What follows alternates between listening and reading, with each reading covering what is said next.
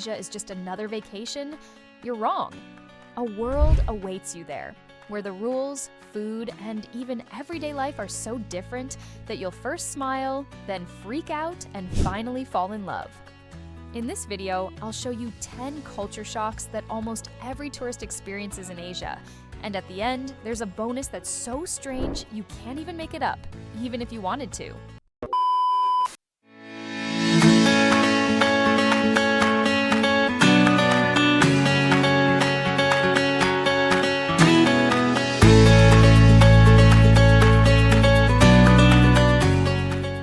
Section 1. Traffic. Chaos with secret rules. The first culture shock comes as soon as you step onto the street. In cities like Hanoi or Delhi, traffic seems like a complete apocalypse. Mopeds, cars, and rickshaws are everywhere. Traffic lights are almost ignored and horns are honking. Your first thought is, there's no way I'm going to get through alive. And then you notice something strange.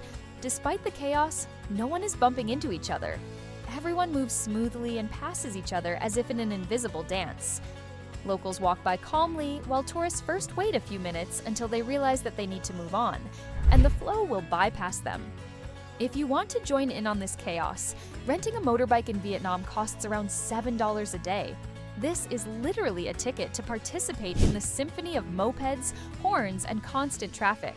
At first, you'll ride with fear, then with a smile, and finally, you'll realize that you're already part of the flow.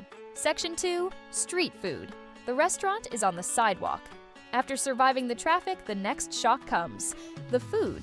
But not in the fancy restaurants, but on the street. In Vietnam, Thailand, or Cambodia, the most delicious meal will not be found behind a shop window, but on a small plastic table on the sidewalk.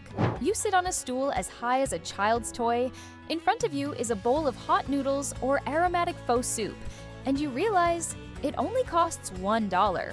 For Europeans, it initially seems strange. You are literally next to the street. Mopeds pass by within inches, and the kitchen is a small metal counter with a gas stove.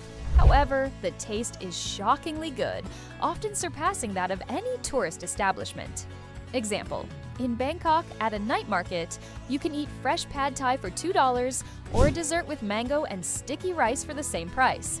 In Hanoi, a cup of iced Vietnamese coffee costs less than $1. The street is literally the table of the entire city. And when, after a few days, you sit on a plastic chair and feel that nothing bothers you anymore, you understand that you have started to think like a local. Section 3. Temples. Silence in the chaos. After the noise of the streets comes another culture shock: the temples. Imagine, 5 minutes earlier, you were among the horns and crowds, and now you enter a Buddhist temple barefoot. Your shoes are left outside, the noise disappears, and a world of incense, gilded statues, and silence that seems to stop time is revealed before you. For a tourist, this contrast is like a cold shower. The city is chaos, the temple is complete harmony. In Thailand, for example, you can find yourself in a temple where monks chant morning mantras, while hundreds of mopeds pass by on the street outside. In Myanmar, you will see pagodas where people stop for just a minute to bow on their way to work. In Cambodia, children play football literally next to the ancient ruins of Angkor Wat. And in Japan, small Shinto shrines are hidden between skyscrapers. So you can leave the office, light an incense stick, and in 5 minutes back to being behind a desk. Bonus fact: in Buddhist temples, you will often hear the sound of a small bell or the beating of a gong, a symbol that you are leaving your worries outside and entering a space of silence. And here, the culture shock is that the spiritual and the material live side by side, and people do not see a contradiction in this. Section 4. Toilets. When sitting is not an option. Yes, culture shock can even await you in the toilet. In many parts of Asia, the standard is not a seat, but so-called squat toilets, a hole in the floor that you have to squat over. For a European, the first encounter with them is a real test. Seriously? How do you use this? However, there is logic.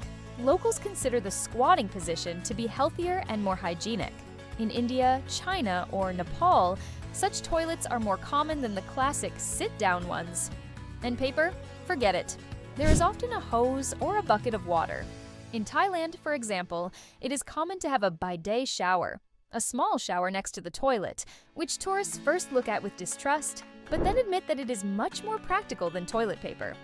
Bonus fact: in Japan, you can come across the other extreme: toilets with a heated seat, discreet music, and 10 different buttons. It happens that the tourist enters and loses more time experimenting with the functions than using them. Tourists are shocked at first, but then they understand. If the locals can do it, so can you. And after a few days in Asia, it is no longer a culture shock, but just another part of the adventure. Section 5. Tea, when coffee isn't king. For many Europeans, the day starts with coffee. In Asia, however, another ritual awaits you: tea. In India, tea is not just a drink, but a social habit. On every street, you will find a tea stand, a small kiosk where, for a few cents, you are served strong, sweet, and aromatic tea with milk and spices in clay cups. In China, tea is an art. Entire ceremonies in which its preparation and drinking can last for hours. There are teas that are brewed 5 to 6 times, and each cup has its own taste. In Japan, matcha is almost a cult experience, a green powder drink that may seem bitter to you, but for the locals, it is a symbol of purity and peace. Bonus fact: in India, tea is often drunk on the street in small clay cups, which are then broken on the ground because the container is disposable and returns to nature. If you are a coffee drinker, you will miss the espresso for the first few days. But you will soon discover that tea is not just a drink, but a gateway to the culture and rhythm of life in Asia. Section 6. Masks, not for fashion, but for respect. In Europe and America, masks only entered everyday life during the pandemic. In Asia, however, they have been part of the culture for decades. In Japan, South Korea, or Taiwan, you will see people wearing masks on the streets, in the subway, even in parks, and not because they are afraid, but because they respect others. If someone has a cold or allergies, the mask is a sign. I don't want to infect others, I'm protecting them. For tourists, this seems strange at first, even overly cautious. But then you understand. It's part of the mentality. The community is more important than the individual. In Korea, for example, you will notice that even fashion brands are releasing designer masks as an accessory. And in Japan, you can buy a mask with a green tea scent or a cooling effect for the summer. And here, the cultural shock is that the mask, which in the West we associate with illness or danger, in Asia is a sign of care and respect. And when you get used to it, it stops seeming strange. You even start to accept it as something completely normal. Section 7. Night markets, when the city comes alive after sunset. In Europe, we are used to markets being in the morning, vegetables, bread, a few hours, and it's all over. In Asia, however, the real magic begins in the evening. In Bangkok, Taipei, or Hanoi, night markets are like a separate world: lights, smells, music, and thousands of people. There you can find everything, from clothes and souvenirs to noodle stalls, barbecue on skewers, and desserts with mango and coconut. You eat, shop, and walk until the city does not fall asleep, but on the contrary, wakes up. Bonus fact: in Taiwan, night markets are so popular that they have their own stars, specific chefs or stalls that become famous throughout the country. And in Thailand, you can see stalls with fried crickets, grasshoppers, or even spiders. For the locals, it's just a crunchy snack. The price? A bowl of insects costs about $1, less than a packet of chips in Europe. For a tourist, the first visit is a shock. Noise, crowds, aromas that you can't always recognize. But after a few minutes, you realize that this is the real heart of the city, and you can't help but be carried away. Section 8. Community over individuality. In Europe and America, we are used to thinking in terms of I, my goals, my desires, my time. In Asia, you will often feel the opposite. Family, group, society is above the personal. Example: in China or India, young people usually live with their parents much longer than is customary in the West. In Japan, you will see employees who stay in the office after work, not because they have tasks, but because it is considered indecent to leave before the boss. Bonus fact: in Korea, there is even a special word, nunchi, the art of sensing the mood of others and adjusting to them in order to maintain harmony. For a tourist, this may be shocking. You are used to the idea that personal happiness comes first, and here you see people who voluntarily put the group before themselves. But when you understand it, you begin to see a different logic, a culture in which the harmony of the community is the key to everyone's happiness. Section 9. The cult of technology and the future. Another culture shock in Asia is how different the future looks there. In cities like Tokyo, Seoul, or Singapore, you will feel like you are in a science fiction movie. Skyscrapers with LED facades, trains that arrive every second, and restaurants where the waiters are robots. In Japan, even a regular toilet looks like a spaceship, with heating buttons, built-in sounds for discretion, and automatic flushing. In South Korea, street vending machines sell everything, from snacks to electronics. Bonus fact: in Tokyo, there are cafes where you can order company from a robot or even a cat. And in Singapore, entire neighborhoods are managed by artificial intelligence systems, from lighting to traffic. For a Western tourist, this is a shock. It is as if you have entered the future, but it is already the present for millions of people. And it is this clash between the modern and the traditional that makes Asia so unique. Section 10. The attitude to time. Two extremes. The last culture shock is related to something that in the West we take for granted: time.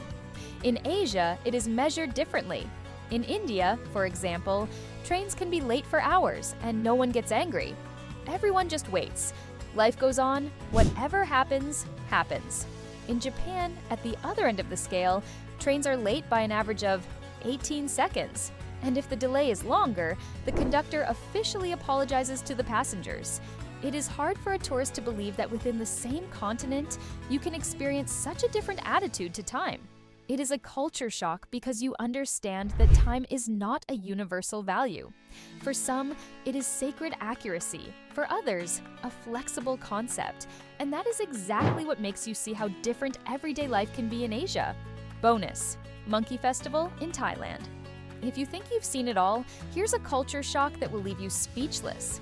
In Lopburi, Thailand, a festival is held every year dedicated to monkeys. Yes, you heard that right. Entire tables are filled with fruits, vegetables, and sweets. And all of this is for the local monkeys.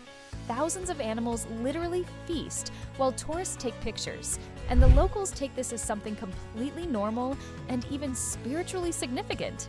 A gesture of gratitude to the animals that are the symbol of the city. Bonus fact: tons of food are consumed during the festival, and the monkeys behave like real guests. They jump on the tables, steal sweets, and often leave with very full bellies. This is Asia, a place where even holidays can seem like a scene from a fantasy movie, and that's exactly why traveling there always leaves you with the feeling that you've touched another world.